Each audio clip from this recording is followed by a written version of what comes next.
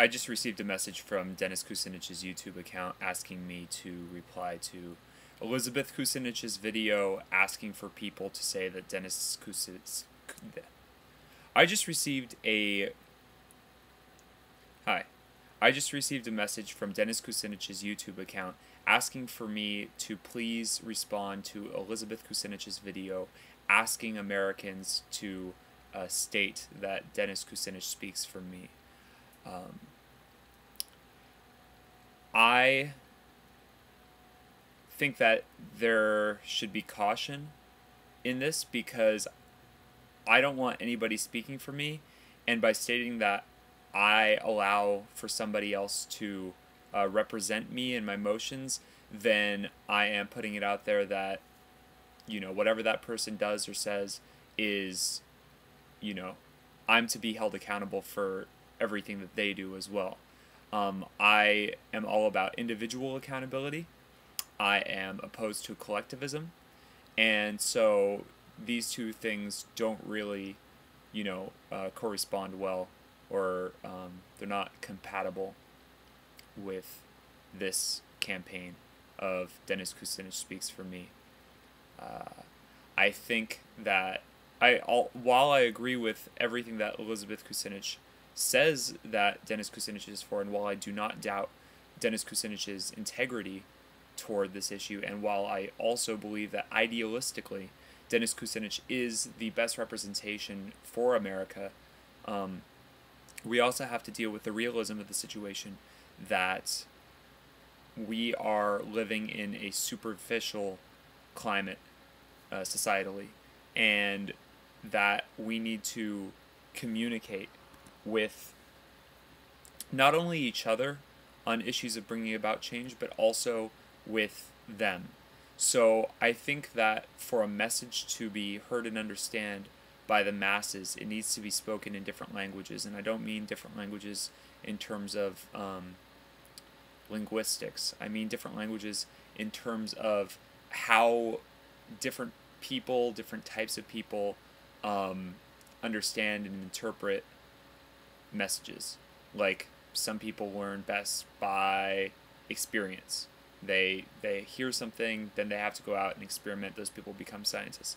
There are some people that learn best through hearing, through reading, through seeing, the sensory learners, and for them, media, like this YouTube thing, is important for them. But each one of these different modes of learning can be broken down into more specific ways in which people learn. Some people might learn well through music, but that doesn't mean that they're going to learn or catch a message through a country western song, because that person might hate country western music. So I think that for mainstream America, that really only react, respond, and buy into conflict to make their lives more interesting. I think that there needs to be somebody else within the team that comes out and fights against certain aspects that are currently prevalent in society outwardly, and states that they have an affiliation with a peaceful person like Dennis Kucinich. That way they run together as a team. I think that the embodiment of the ideology that Dennis Kucinich carries is it's great, but it's also kind of, I don't want to say hypocritical, it's kind of a contradiction, because Dennis Kucinich is out there speaking on behalf of all Green Party members, for example, but doesn't really communicate to people that aren't within the party regarding how there is any sort of incentive for them to pay attention. And so I believe that if there was a media campaign directed towards different types of people, then the message can be heard loud and clear by everybody, and then we can start communicating on a more universal level. With that being said, I think that Dennis Kucinich also needs to expand his team.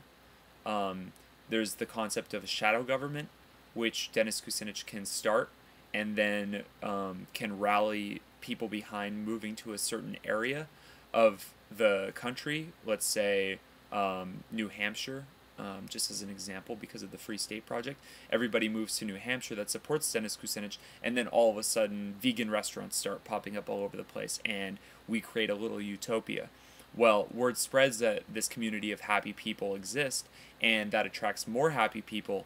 And as long as the system or the authoritarians don't take a step in to deny those people their happiness, and everything is within the bounds of the law in a environment where the economy can sustain that autonomous civilization, then that'll expand and that'll grow. To jump into to take if you take a barrel of poison, and which is what our system is, and you put a drop of wine, which is what Dennis Kucinich is representing, into the barrel of poison, it's still poisonous. If you take a barrel of wine and you put a drop of poison in, the entire thing floods and becomes poisonous. What Dennis Kucinich is trying to do is he's trying to take that that original barrel of poison and make it into a barrel of wine. And like I said before, that's highly idealistic, and I am a champion, I'm a very strong advocate for idealism, but realistically, I think we need to approach the issue from different angles, and not all of those are in correspondence with trying to take over the most powerful position on the planet. The reason why Dennis Kucinich is still being heard by Americans is because there is a longing and a revelry for the 60s spirit, the spirit of the hippies. Steve Jobs was a hippie. A lot of people tend to forget to mention this whenever he jumps up. Steve Jobs is also the leader of the tech market, in my opinion. I mean, some people say Bill Gates, some people say Steve Jobs. In all actuality, they're working together, representing two different ideologies, that of structure and that of open innovation.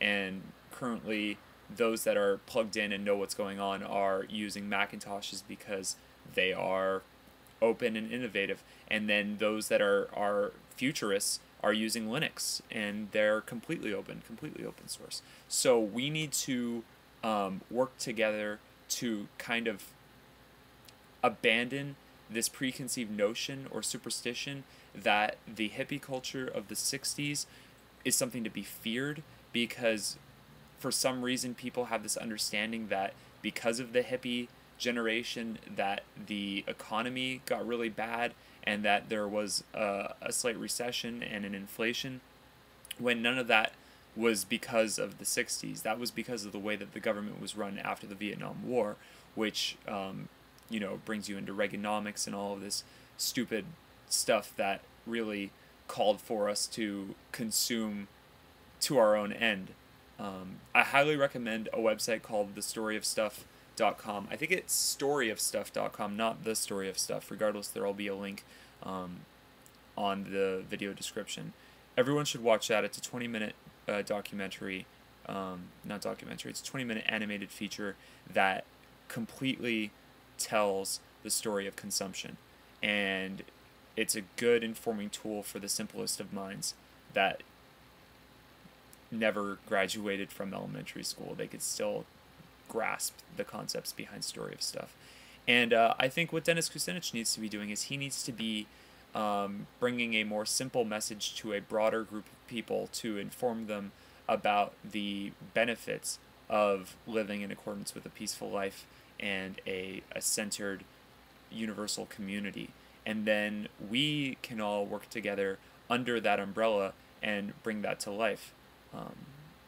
And that's the only way that this is going to happen. It's the only way that this whole system is going to be overthrown. Otherwise, it's just going to be individuals that are opposed to each other, colliding, and then you get destruction. And that's not what true anarchy is. True anarchy is not a lack of order. There is natural order that binds us to the planet and make sure that the planet continues to operate on a functional scale, we need to take it a step further and realize that all man-made laws restrict and inhibit freedom. Pure freedom is impossible and is also a man-made construct. Therefore, we need to abolish these ideals of pure freedom or pure fascism and just come to understand and accept the nature of the way things are. Once we do that, we'll realize that the best way for us all to be able to get along is for us all to respect each other on equal planes. And an authoritarian system, one of hierarchy, and one of rule, it's not compatible. But that doesn't mean that in a system of anarchy there has to be unruly destruction and violence and death and mutilation. It doesn't need to be that way. We can come together to educate each other, and in a caring environment where we're not having to look over our shoulders to see if there is an authoritarian figure so that we're getting arrested for smoking cannabis or any other victimless crime or any other stupid stipulation that the local and federal governments put into place to bind us because they're afraid of us. Once we do that, then we're spending less of our energy being paranoid, and we can spend more of our energy with each other and just loving each other and embracing each other, which is my hope. So I know that I've been babbling a lot in this video, but that's kind of what I do, and hopefully I got some points out there and sparked an interest, and we can have a conversation, which is what I'm desperate for, because there's not enough real conversation transpiring in society. And if you read ancient philosophy, the way that those guys were, writing was very eloquent and very specific and very intricate. We've lost all of that because of the media. We've become an army of basically sheep,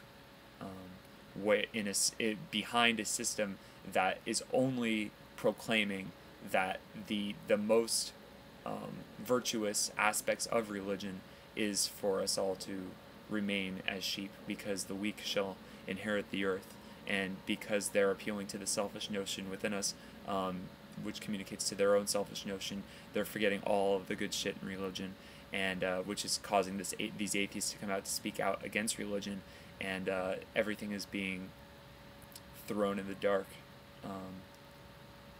It's important to have faith. It's important to be an optimist. It's an important mission that we have in ahead of us, and I'm happy to share it with you. So thanks, Elizabeth Kucinich. You are beautiful. If Dennis did not already have a license with you, I would perhaps try to seek one. No offense to Dennis Kucinich. I love Dennis Kucinich. I love Elizabeth Kucinich. I love everybody. I just speak for myself. So